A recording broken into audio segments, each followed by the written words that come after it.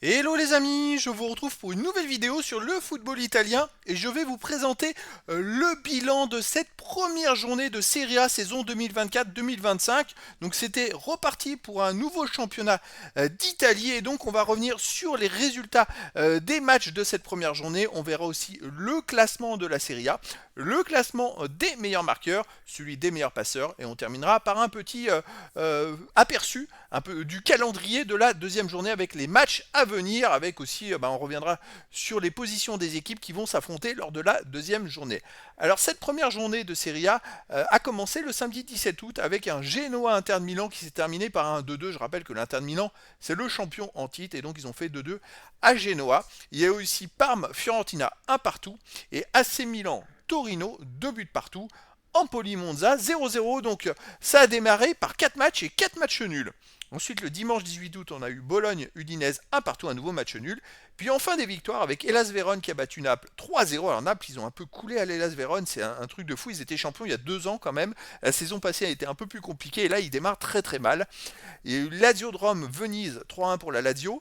Cagliari, AS Rome 0-0. Et puis le lundi 19 août, on a eu l'Atalanta de Bergame qui a gagné 4-0 à Lecce. Alors l'Atalanta de Bergame, c'est vrai qu'ils ont gagné la C3 la saison passée en infligeant au Bayer Leverkusen leur seule défaite de la saison.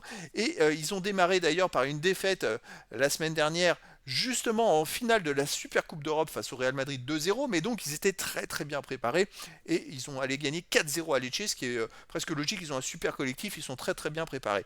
Et le dernier match, c'était Juventus Turin contre Côme, et la Juventus de Turin démarre très très fort le championnat avec une belle victoire, 3 buts à 0 face à Côme. Alors au classement, on a donc l'Atalanta de Bergame qui est premier avec 3 points, Hellas Vérone premier, Juventus Turin premier aussi 3 points et Lazio de Rome premier avec 3 points. C'est vrai que ce sont les 4 équipes qui ont gagné lors de cette première journée. Après il y a eu beaucoup de matchs nuls, ouais. C'est-à-dire que sur les 10 matchs, il y a eu quand même 6 matchs nuls et 4 victoires et donc on a 4 équipes en tête du classement.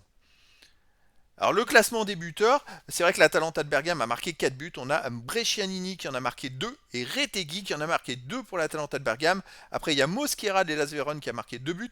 Marcus Thuram, le français de l'Inter de Milan, commence très très fort avec 2 buts pour l'Inter justement.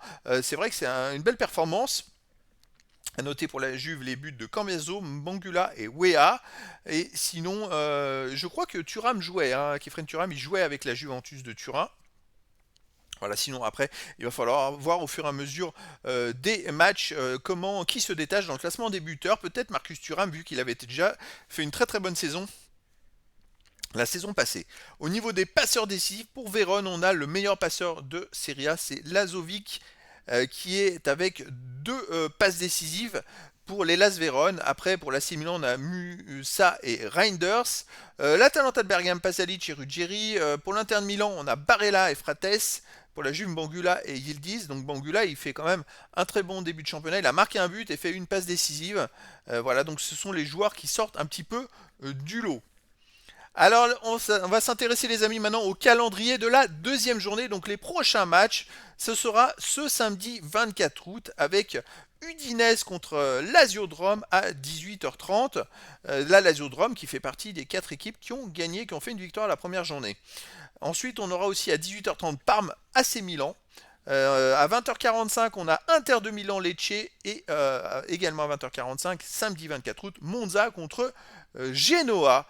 Donc ensuite, on passe au dimanche 25 août où le premier match est à 18h30. On a 2 matchs avec Torino-Atalanta de Bergame. Donc l'Atalanta de Bergame qui est en tête du classement joue 2 matchs de suite à l'extérieur pour commencer le championnat. Et puis c'est vrai, moi je les vois bien faire un très très bon championnat.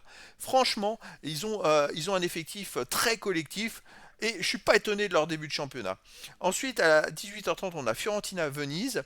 À 20h45, il y aura Naples-Bologne et AS Rome-Empoli.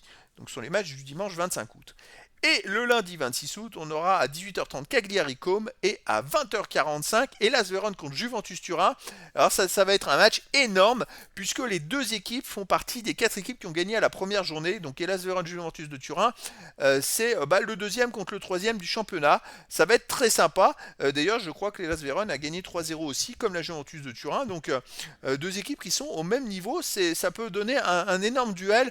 Donc à surveiller quand même samedi le Parme AC Milan. L'AC Milan a fait match nul au premier match, il va falloir qu'il se rattrape. Inter de Milan Lecce, l'Inter qui est champion mais qui a fait match nul à la première journée. Le dimanche, à surveiller le Torino-Atalanta de Bergame, parce que l'Atalanta va confirmer sa très belle performance de la première journée. À surveiller Naples éventuellement, est-ce que Naples va se ressaisir parce qu'il démarre très mollement. Et puis le duel du lundi, Hellas Vérone contre Juventus Turin. Ce sont tous les matchs de la deuxième journée du championnat d'Italie Serie A, saison 2024-2025. Voilà les amis, je vous dis à très bientôt pour une nouvelle vidéo.